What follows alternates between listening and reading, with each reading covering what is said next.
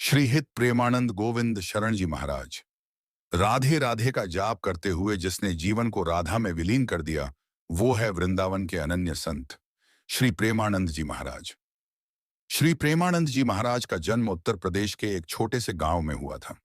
बचपन से ही उनका मन सांसारिक पढ़ाई लिखाई से हटकर भक्ति में रमा रहता था।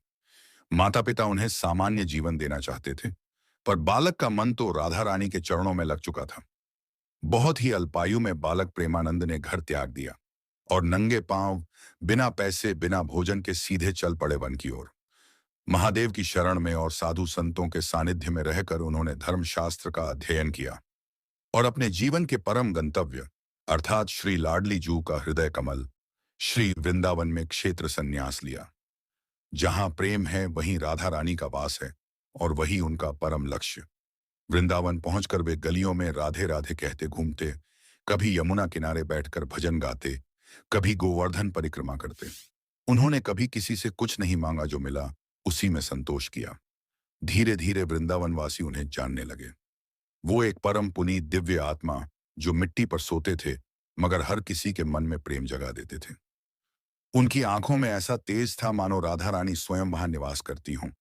कहा जाता है कि एक दिन उन्होंने गहन तपस्या में लीन होकर राधा रानी के दर्शन प्राप्त किए और उसी क्षण से उनका जीवन बदल गया। वे पूर्ण रूप से राधा नाम में लीन हो गए। उन्होंने जीवन भर किसी से एक पैसा नहीं लिया, न प्रचार किया, न शोहरत चाही, बस राधा रानी के चरणों में प्रेम अर्पित करते रहे। जिन विकट परिस्थितियों में एक साधारण मनुष्य हिम्मत हार जाता है, उन परिस्थितियों में भी महाराज जी मस्ती के साथ जीते हैं। उनके चेहरे का अद्भुत तेज और उनकी दिव्य मुस्कान ही काफी होती हैं उनके भक्तों को साहस देने के लिए। कहीं भी वृंदावन की गलियों में जब कोई राधे राधे कहता है तो ऐसा लगता है जैसे प्रेमानंद जी की स्वयं वहां मुस्कुरा रहे हैं। श्री प्रेमानंद जी महाराज के लंबी आयु की कामना करते हुए कमेंट में राधे राधे अवश्य लिखें। जय श्री राधे कृष्ण।